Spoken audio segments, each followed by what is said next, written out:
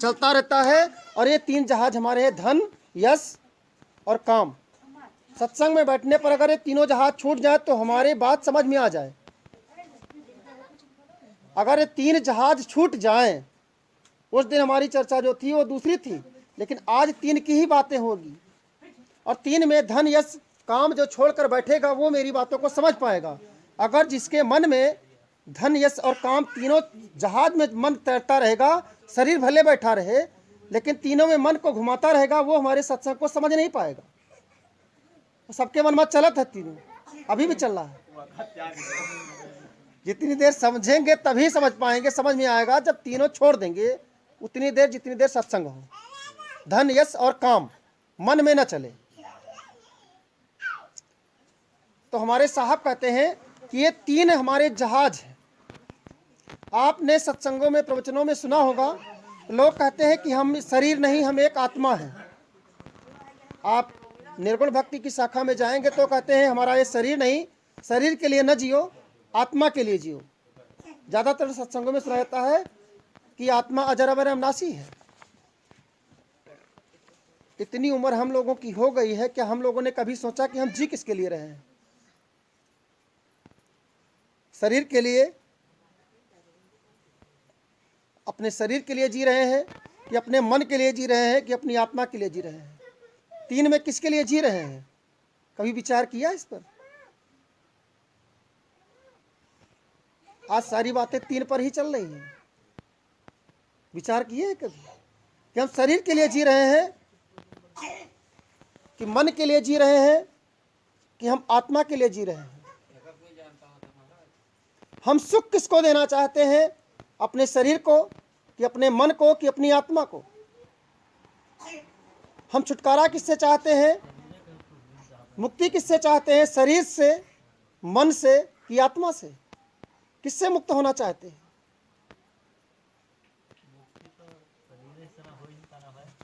सत्संग हम सुनने जाते हैं किस लिए? मन को खुश करने के लिए, प्रसन्न करने के लिए, आनंद में लाने के लिए, कि शरीर को आनंद में लाने के लिए, कि आत्मा को आनंद में लाने के लिए?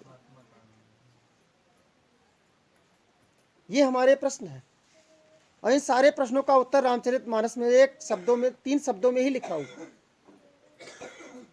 जितना हमने प्रश्न किया, ये सारे प्रश्नों का उत्तर रामचरितमानस जो पढ़ा होगा, आपने पूरा पढ़ा है या न पढ़े हो तो उसको समझने की कोशिश करें। 3 चीजों में, 3 शब्दों में ही प्रकट है। समझ में आवती बात कि नहीं होती? बहुत ज्ञान की, बहुत उच्च ज्ञान है ये, कि हम जी किसके लिए रहे हैं, मुक्ति किसे देना चाहते हैं, सुख किसे देना चाहते हैं।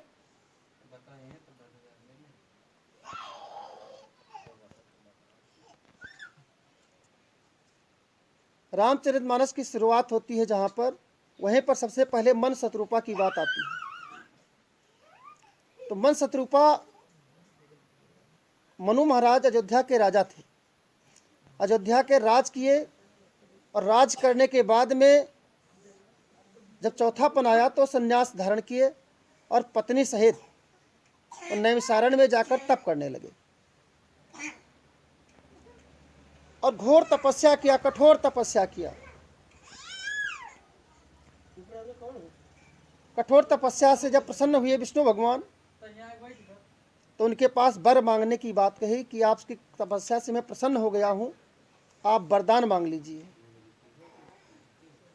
ये रामचरितमानस में लिखा हुआ है।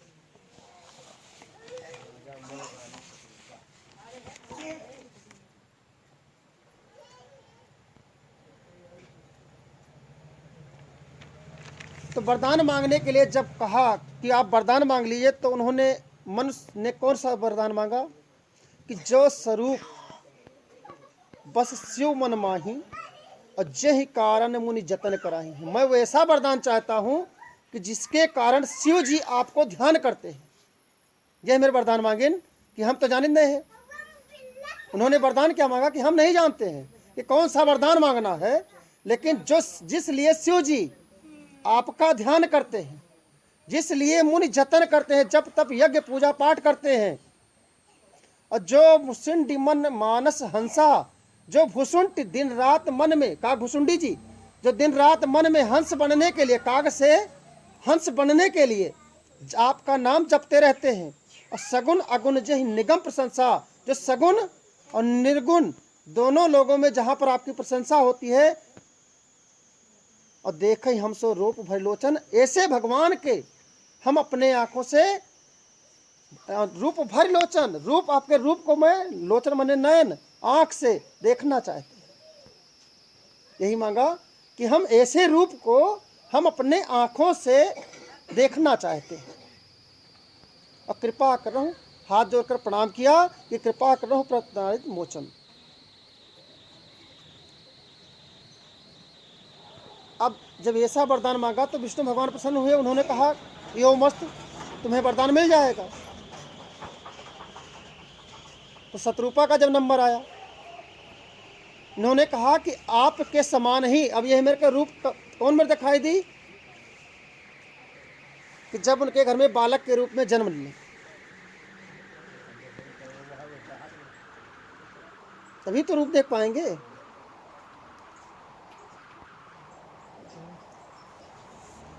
तो शत्रुपा से पूछा कि आप क्या चाहती हैं। तो शत्रुपा ने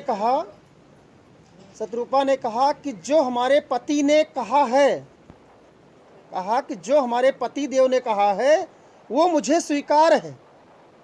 पति की बातों जो हाँ में हाँ मिलाए वो ही गृहस्थ जीवन अच्छा है।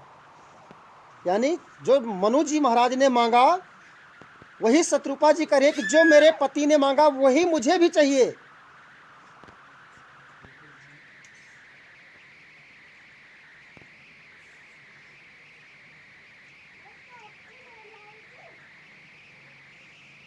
लेकिन साथ साथ ये भी मांगती हैं कि जो सुख, जो गति संत मुनि ध्यान जतन करके पाते हैं, जो विवेक उनके अंदर ज्ञान जब तब करने के बाद पैदा होता है, वो विवेक आपके रहने और न रहने दोनों पर मुझे विवेक बना रहे, विवेकवान हम बनी रहे, आपका ध्यान हमारे भीतर चलता रहे। ऐसा जब वरदान मांगा तो मनु महाराज ने सोचा कि हमारा वरदान कम हो गया। चौपाई सहित लिखा है, लेकिन चौपाई पढ़ेंगे बहुत टाइम लगेगा, इसलिए हम शॉर्ट में बता रहे हैं। मनु महाराज ने कहा कि पत्नी ने मांग लिया तो हमारा वरदान कम हो गया, क्योंकि वो तो खाली कह दी कि जो हमारे पति चाहते वह मिल जाए, लेकिन उन्होंने विवेक और अपने हृदय में वो स्वरूप हमेशा धारण करने की बात कही कि रहो चाहे ना रहो। तो मनु महाराज ने सिर्फ अंत में एक मांगा कि इन्होंने जो मांगा है उनकी बातों का हम भी समर्थन करते हैं, लेकिन जब तक आप मेरे साथ में रहें तब तक मैं जिंदा रहूं, आप मुझसे अलग हो तो मैं मेरा प्राणांत हो जाए। भगवान से अलग होने के बाद दशरथ का अवतार उनका मनु महाराज का हुआ और राम के वियोग होने से उनका मरण हुआ था। उन्होंने वरदान मांगा था यही कि आपके अलग होने से ही मेरा प्राण छूट जाए। अब राम महाराज ने क्या किया, राम पूरी रामायण का जो रामचरितमानस है राम के ऊपर ही निर्भर है। राम महान कैसे बने, राम भगवान कैसे बने, उसी पर हमारा 3 चीज़ निर्भर है। और वो 3 चीज़ करके आप भी महान बन सकते हैं और भगवान बन सकते हैं, लेकिन वो 3 चीज़ें आपके अंदर आनी चाहिए। और जो अभी मैंने प्रश्न किया है वो तीनों का उत्तर उसी में निरूपित है। भगवान राम के चरित्र से हमें शिक्षा मिलती है कि भगवान राम शरणागतों को शरण देते थे, जो उनके शरण में आ गया उसको शरण देते थे। पूरा रामायण पढ़ लीजिए, उसका निचोड़ है कि जो उनकी शरण में आया उसको शरण दे दिए, और जो उनका भक्त बन गया वो चाहे जिस जाति का हो, चाहे जिस वर्ण का हो, कोई सारे भेद मिटा करके उसको अपना भक्त मान लिया। चाहे जिस जाति का हो, चाहे जिस वर्ण का हो, उसको अपना भक्त मान लिया और दीन वत्सल हमेशा और दीन दुखियों की सेवा में लगे रहे। यही 3 चीजें जो अपना लेता है वो महान बन जाता है। और तीनों करने के बाद में किसी चीज प्रकार की चिंता नहीं रहती मन में। आदमी इतने से ही महान बन जाता है, मुक्ति का रास्ता उसका खुल जाता है। लेकिन ये 3 नहीं हो पाता।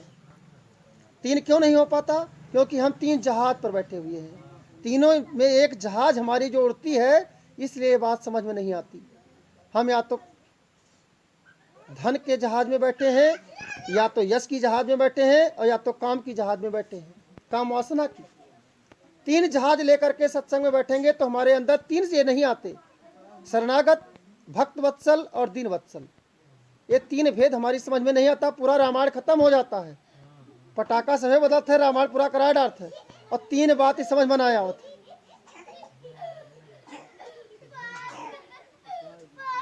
3 चीज समझ में आ जाए अगर, तो हमारी समझ में आ जाएगा कि हम कहाँ से मुक्ति चाहते हैं। आप बहुत सत्संग सुनने गए होंगे, लेकिन ये बातें आपके समझ में नहीं आई कि हम किसको सुख देना चाहते हैं, शरीर को, मन को कि आत्मा को।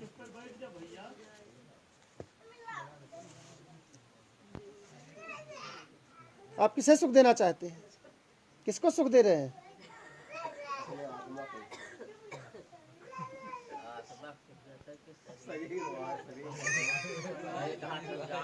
राकेश क्या सुख देते, शरीर को कि आत्मा को कि मन को? सत्संग बहुत जाते हैं।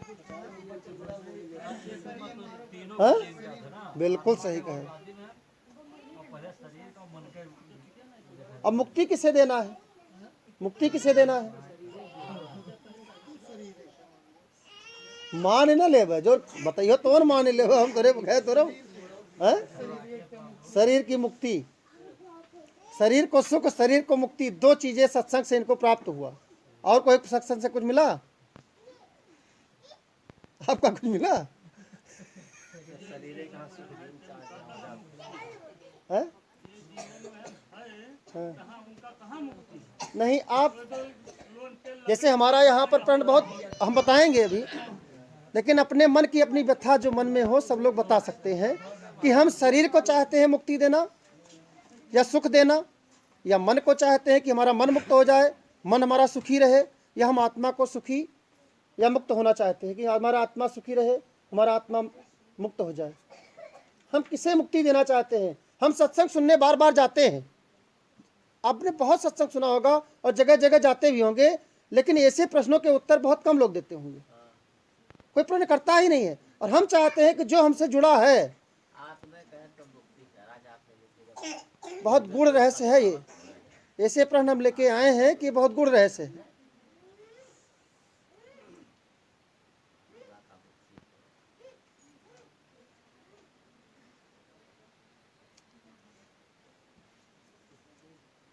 शरीर के लिए हमें धन की जरूरत पड़ती है, शरीर को सुख देना है तो हमें धन की जरूरत पड़ेगी। शरीर को सुख देने के लिए हमें परिश्रम करना पड़ेगा। लिखा है, अभी मैंने वाणी पाठ में सुनाया भी है कि बिना परिश्रम गुण नहीं, कि बिन गुण होए न मान, सदा दुखी है आलसी, सभा माही अपमान। कि अगर तुम्हें शरीर को सुख देना है तो परिश्रम करना पड़ेगा, शरीर को पहले कष्ट देना पड़ेगा। अगर शरीर को सुख देना है तो शरीर को कष्ट देना पड़ेगा, तब ये शरीर सुखी होगा। मैंने उस दिन सुनाया था, शायद वो कहानी फिर से आएगी, कि एक संत जी थे, वैष्णो देवी दरबार में जा रहे थे, सर पर बोझा लिए थे, और एक लड़की भी वैष्णो देवी दरबार में जा रही थी, और वो अपने भाई को कंधे पर बिठा के रखा था। लेकिन जब बाबा थक गए, साधु बाबा, क्योंकि वृद्ध थे, बोझा लादे थे, देखे हुए सभी मुड़े लादे रहा था, तो जब थक गए तो उनके मन में हुआ कि कोई और बैठे तो हमहू बैठी। अब अकेले कसके बैठी, सभी कहा या तीर्थ यात्रा में बैठे हैं और 2 जने रहे तो कोई कही ना, रास्ता में अकेले बैठे तो कहूँ ठिकात है, 2 जने हो तो रुक के बतवा लो तनी एक। तो वो लड़की से लादे रही बोझा, और कोई लादे नहीं रहा, अकेला एक सवेरा है। तो वो लड़की से कहें कि बच्चा थोड़ा सुता लो, अब वो सुता है तो इन्हों सुता ले, अपना क्या कहता है कि हम थक गए हैं? कोई नहीं कहता कि हम थके हैं। तो कहें कि हम ना सुता पे, कहें बच्चा बोझा लादे हो, थक गए हो, सुता लो। तो कहें बाबा बोझा तो आप लादे हो, हम तो अपने भाई लादे हैं। बोझा आपको लग रहा है, ये मेरा भाई है, बोझा हमारा नहीं है, भार हमें नहीं है, हमारा ये भाई है, और ये दर्शन करने आया है, इसको दर्शन कराने की मैंने संकल्प ले लिया है, और इसको दर्शन करा के ही बैठूंगी। बोझा तो आप ला दे। बाबा के दिमाग ठनका कि तो बहुत ज्ञान की बात करी है, बोझा हम लाते हैं, संन्यास ले लिया, घर गृहस्थी छोड़ दिया, अब भी बोझ हलाते हैं। अभी मैं जो कह रहा हूं, 3 जहाज पर बैठे हैं। ठीक पॉइंट वही आता है। हम अभी भी मन में 3 पॉइंट को लेकर बैठे हैं कि हम जहाज को लेकर बैठे हैं, इसीलिए हम शरीर को बार बार सुख देना चाहते हैं। शरीर को सुख देने के लिए हमें धन, शरीर तभी सुखी होगा जब हमारे पास धन होगा, हमारे पास यश होगा और हमारे पास काम वासना होगी। शरीर को 3 के अलावा चौथे सुख की जरूरत नहीं है। शरीर यही तो मांग करती है। शरीर को क्या चाहिए? अगर शरीर को धन मिल जाए, यश मिल जाए, समाज में यश मिल जाए, और काम वासना, ज़्यादातर मन में काम वासना जाएगी, अंतिम में काम वासना आती है कि धन यश इसको नहीं मिला तो काम वासना में लिप्त रहेगा। कोई धन से सुखी है, कोई यश से सुखी है, कोई काम वासना से सुखी है। शरीर को 3 सुख चाहिए और कोई चौथा सुख नहीं चाहिए। शरीर का चौथा सुख कौन हो तो बताओ? राकेश, समझ में आती बात कि ना? शरीर को चौथा सुख कोई है तो गुरु महाराज के सत्संग में जाते तो 3 दिन में पठा दे कि यही तीनों में लिप्त रहो।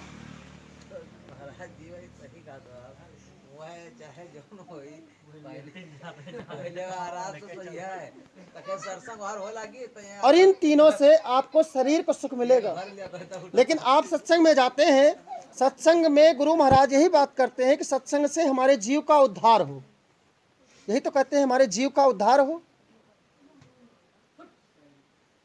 शरीर को हमने बताया कि शरीर हमारा सुखी तभी हो सकता है जब हमने पिछली बातें बताई, जो कि हमारे मन में क्रोध नहीं होगा, चिंता नहीं होगी, ईर्ष्या नहीं होगी, धन यश कीर्ति तीनों हो, लेकिन फिर भी आप दुखी रहेंगे। तीनों हो एक बाद ही दुखी रही हो, तीनों सुख मिले और मन में क्रोध चिंता ईर्ष्या भरा रहा है तब वो दुखी रही हो, मन ही न मन। क्योंकि मरने के बाद चिता में आग लगती है, 3 अग्नि रोजे रोज जलाए पड़ी है। तो इन तीनों से बचने के लिए हमारे साहब ने सत्संग में जो सुनाया, हमें मुक्ति किसकी करनी है? न शरीर की मुक्ति नहीं चाहिए। शरीर की मुक्ति कौन चिता लगाता है? जो आग कोई न कोई लगा देगा, नहीं देगा तो मिट्टी में दफना देगा या जल में प्रवाह कर देगा। शरीर की तो मिट्टी है। शरीर क्या है? शरीर मिट्टी है और मिट्टी में मिलना है, चाहे जला के, चाहे दफना के, चाहे नदी में फेंक करके, मिट्टी मिट्टी में मिलेगा। तो शरीर की चिंता छोड़ दीजिए। इसको सुख पहुंचाने में जितना मेहनत करोगे, सारी मेहनत व्यर्थ चली जाएगी। शरीर को सुख पहुंचाने में, शरीर को पहुंचाना है तो धन यश और काम वासना से सुख पहुंचा सकते हो। और इसको छोड़ने के लिए गुरु महाराज नहीं कहते, लेकिन उद्धार के लिए जो हम भजन करते हैं, जो मार्ग हम सत्संग में सुनने जाते हैं, वो हमारी साधना है मन की। गुरु हम मंत्र हमें क्यों लेना पड़ता है? ये तो बिना गुरु के भी हम धन कमा सकते हैं, यश कमा सकते हैं, और काम वासना में शादी विवाह कर ले, काम वासना में लिप्त हो गए, परिवार पालने लगे। इसमें तो कोई गुरु की जरूरत नहीं है कि है कोनो को जरूरत। गुरु महाराज की जरूरत पड़ती है हमें मन को मुक्त करने की, और आत्मा को भी जरूरत नहीं पड़ती, क्योंकि आत्मा अजर अमर अविनाशी पुरुष है। आत्मा हमारी अजर अमर अविनाशी पुरुष है, उसको मुक्ति की जरूरत नहीं, क्योंकि स्वयं मुक्त है। आत्मा हमारी स्वयं मुक्त है, और शरीर किसी की मुक्त हो नहीं सकती, क्योंकि ये मिट्टी है। अब बचा एक मन। इसीलिए हमारे साहब कहते हैं कि जितने भी सत्संग किए जाते हैं, जितने गुरु मंत्र दिए जाते हैं, सारे गुरु मंत्र का एक ही मंत्र होता है, एक ही ध्येय होता है, एक ही उद्देश्य होता है। सारे शास्त्रों का निचोड़ एक ही है कि हमारा मन उद्धारक बन जाए, ये हमें जीव फंसाने वाला न बने। मन हमारा मित्र भी है और मन हमारा शत्रु भी है। मन हमें धन यश कीर्ति में अगर फंसा देता है, मन हमारा धन यश कीर्ति में फंसा देता है, तो हम शरीर सुख में चले जाते हैं। अब मन को हमें सुख कहाँ से मिलेगा? सत्संग से। मन को शांति कहाँ से मिलती है? सत्संग से। मन शांत कहाँ से होता है? सत्संग से, गुरु के दरबार से। आप नाच देखने जाएंगे तो क्या आपका मन शांत होगा? मन में और काम वासना जगेगी, जगेगी कि नहीं जगेगी? आप व्यापार करने जाएंगे, आपको धन का लालच बढ़ेगा, धन कमाने की चेष्टा होगी। आप कहीं नेतागिरी में जाते हैं, कहीं समाज में जाते हैं, नातेदारी रिश्तेदारी में जाते हैं, तो आप यश चाहते हैं कि हमें सम्मान करे। ये नातेदार के यहाँ जाओ तो उससे हाथ मिलाओ, भुला जाओ, देखो दूसरेबाजी ना जी। खाली पैलगी करे का आशीर्वाद ले, यात्रा खाली दुआ सलाम ना करे, नातेदार तुम्हें खवा पिवा सारी व्यवस्था दे, लेकिन तुम्हें यश नहीं दिया। यश माने सम्मान, तुम्हें सम्मान न दे, क्या जाना पसंद करोगे? बोलो। नातेदारी में सारी सुविधा दे दे, किसी समाज में कोई बुलाए तुमको, ये लोग बुलाए हैं, तुमको बैठने की जगह न देते, कोई सम्मान न देते, बैठने न कहते, क्या आप यहाँ आना पसंद करेंगे दोबारा? तो शरीर को हमें कहीं ना कहीं से दुख मिलता ही रहता है। अगर शरीर के लिए हम जीते हैं तो हमें सुख दुख का चक्कर में फंसना पड़ेगा। तो गुरु महाराज के सत्संग का कोई मतलब नहीं रह जाता। और मन को अगर हमें शांति देना है, मन को शांति पूर्वक देना है, मन को हमें मुक्ति दिलाना है, तो गुरु महाराज के वचनों को मानना होगा। इसीलिए अभी मैंने वाणी पाठ में भी सुनाया कि गुरु शब्द सारा ने कर सिंध पारा, कि गुरु के शब्द को सार बना लीजिए। गुरु का जो सत्संग है, जो सार शब्द है, उसको सार शब्दों को पकड़ लीजिए। गुरु महाराज के शरीर से, गुरु महाराज के शकल से कोई मतलब नहीं है, उनके सार शब्दों से मतलब रख लीजिए। और सार शब्दों को अगर पकड़ लेते हैं तो तुम्हारे मन का उद्धार हो जाता है, मन में शांति आ जाती है। आएगी शांति कि नहीं आएगी? गुरु महाराज के सार शब्दों को अगर पकड़ लेंगे तो मन में शांति आ जाएगी, मन अशांत नहीं होगा। अब मन में अगर शांति नहीं आई तो सारे कार्य तुम्हारे मानसिक जो गुरु महाराज के सत्संग में जाते हैं वो सारे व्यर्थ चले जाते हैं। ये पूजा जप तप पाठ जो भी हम करते हैं, माला जप करते हैं, ये हमारे मन को शांत करने की उपाय है, एक प्रयास है, एक साधना है। और ये सारी साधनाएं हमारी जो हैं ये मन को शांत करने की है। और मन शांत कब होगा? बहुत सरल उपाय हमारे साहब ने बताया है। साहब कहते हैं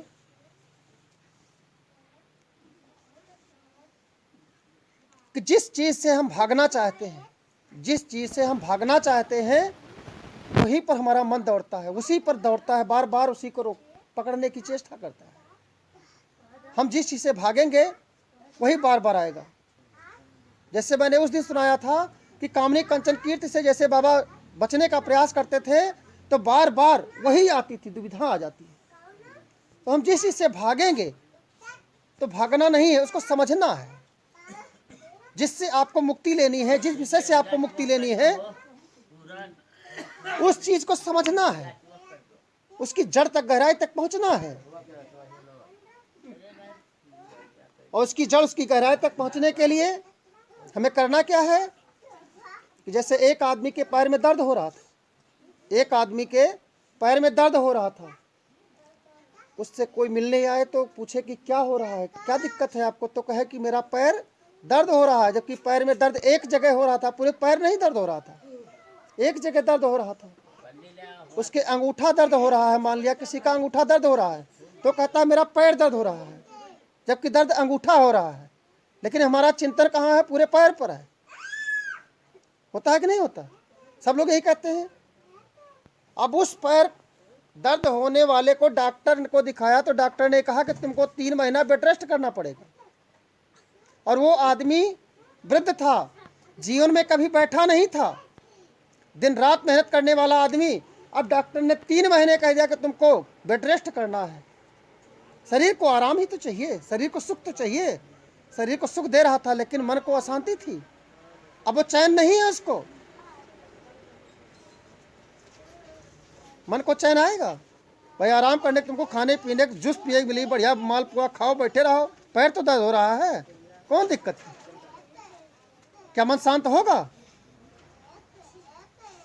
शांत होगा मन? मन में और शांति बनी। वो वृद्ध 70 साल का वृद्ध है लेकिन मन में शांति नहीं है। घर में करने वाले भी सब हैं लेकिन मन में एक पैर का अंगूठा दर्द हो रहा है। डॉक्टर ने कहा 3 महीने बेड रेस्ट करो, ठीक हो जाएगा। अब वो कह रहा पूरा पैर दर्द हो रहा है। और 3 दिन किसी तरह से बिताया। 3 दिन के बाद वो डॉक्टर से कहता है डॉक्टर साहब हमको छुट्टी दे दीजिए।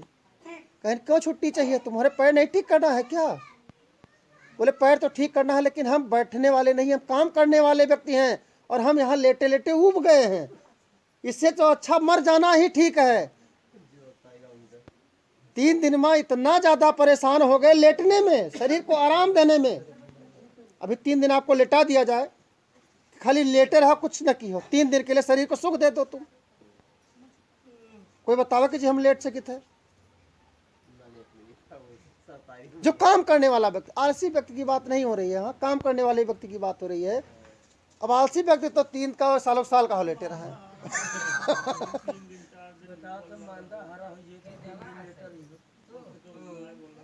लेटे लेटे वो बुढ़वा कराह रहा है। अब दर्द पूरे शरीर में, पैर का दर्द, अंगूठे का दर्द पूरे शरीर में फैल गया। डॉक्टर फिर दूसरे दिन आए, बोले अब क्या हो रहा है? कहीं पूरे शरीर में दर्द हो रहा है। कहीं अंगूठे का दर्द ठीक होना चाहिए, दवा दे रहे हैं तो ये बढ़ कैसे रहा है? कहीं अब चिंता तनाव घेरे हुए है, अब हमको चिंता सता रही है, और चिंता सता रही है, काम बिगड़ता चला जा रहा है, क्रोध आ रहा है।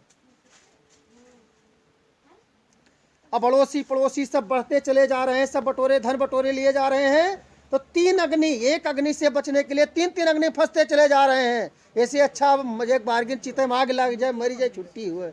ये 3 अग्नि हमें जलाए मारे डार थी, तो हर दवाई है पर असर नहीं करती। पूरे शरीर में दर्द पैदा हो गया, रातों की नींद हराम हो गई। 3 हमारी क्रोध चिंता ईर्ष्या ऐसी है कि जो रातों की नींद हराम कर देती है, आदमी सो नहीं पाता।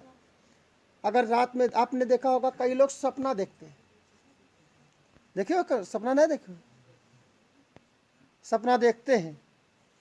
अब सपना में देखिए क्या होता है कि सपना जैसे आप यहाँ बैठे हैं, अब आपका मन जैसे धन यश कीर्ति में काम में फंसा हुआ है, उसी तरह से सपने में क्या होता है कि हमारा मन जहाँ जाना चाहता है वहाँ उड़ान भरता है, शरीर नहीं जाती। आप जहाँ जाने की इच्छा करते हैं, मन आपका सैर करने जहाज पर बैठा निकल गया। कोई एक वासना लेकर जहाज से निकल गया, वो घूम रहा है, मन सैर कर रहा है। लेकिन हमारे साहब कहते हैं कि ये सैर वासना को रोकना ही हमारा सत्संग है। सैर वासना को रोकना, हम इसीलिए पूजन जब तब करते हैं कि हमारा मन सैर न करे। सैर से रोकने के लिए कि मन उड़ान न भरे, मन अपने जगह पर स्थिर हो जाए। अगर मन स्थिर हो जाता है, अपने आप में स्थिर हो जाता है, भगवान के चरणों में स्थिर हो जाता है, गुरु महाराज के चरणों में स्थिर हो जाता है, तो मन हमारा उड़ान भरेगा ना भरी? कि भरी? स्थिर नहीं होता, इसलिए रात को लोग सपना देखते हैं। नहीं, सपना नहीं आएगा। क्या ही सपना? गुरु महाराज का ध्यान करते हुए, चिंतन करते हुए, भगवान का चिंतन करते हुए अगर रात को सो जाते हो तो रात में उन्हीं का ध्यान चलेगा। सतत ध्यान उनका, सो चाहे जागो लेकिन ध्यान उन्हीं का चलेगा, आपको स्वप्न नहीं आएगा। बहुत लोग भूत प्रेत डरा याद। एक दिन मंत्र झारत है, दीपावली में जगावत है। एक बाजी मंत्र जगाएं दीपावली में, ना साल भर झारत है, उनके मंत्र काम करते। अब यहाँ दिन रात गुरु महाराज के मंत्र जपत जपत थके जाते। दिन भर 50 बाजी तो जपिन डार से जपत है, 50-100 बाजी, 108 बाजी तो माले होती है। और वहाँ पर मंत्र पर भरोसा नहीं है। 108 कम से कम 5 माला, कोई 4 माला, कोई 10 माला कर देते पर भरोसा नहीं है। मतलब गुरु महाराज के वचनों पर भरोसा नहीं है। गुरु महाराज के वचनों पर भरोसा नहीं है। भूज रहा चले जाते 2 कौड़े के आदमी का जो नहात ना है, मुँह ना धोत, कुल्ला नहीं करते, वैसे बिना नहाए दत्तू नहीं किया, कहते 2 फूक नहीं मारते, वह के फूक लागत है। सोचे वाली बात। और यहाँ नहाए धोए बढ़िया साफ सुथरा मंजन कुल्ला कहके भगवान नाव लेके, गुरु महाराज नाव लेके तब मंत्र जपन है, और दिन भरे 50 बाजी नाव जपन है, तब मंत्र काम न करी का। लेकिन विश्वास, अटल विश्वास होना चाहिए गुरु के चरणों में, और गुरु के वचनों में अटल विश्वास हो तो हर कार्य पूरा है। हर विश्वास,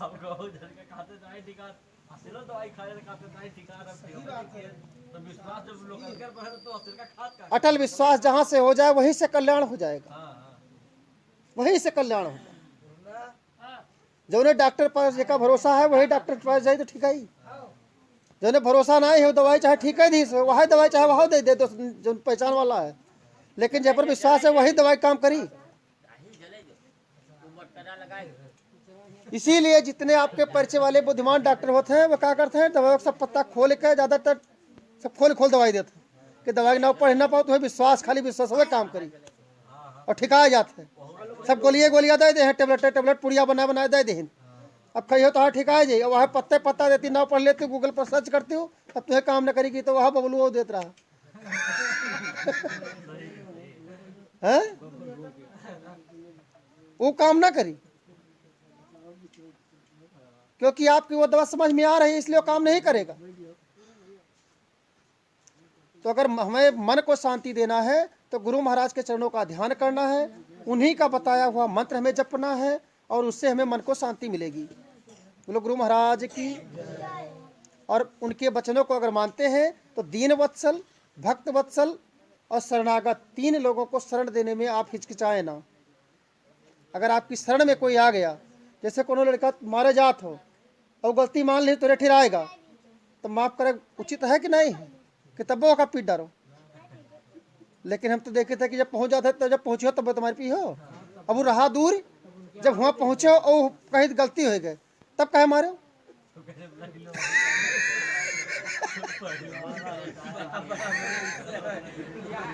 इसका मतलब गुरु महाराज के वचनों पर विश्वास नहीं हुआ, भरोसा नहीं है। अगर तेरे पर कोई मार दीन तो यानी कि गुरु महाराज के वचनों पर भरोसा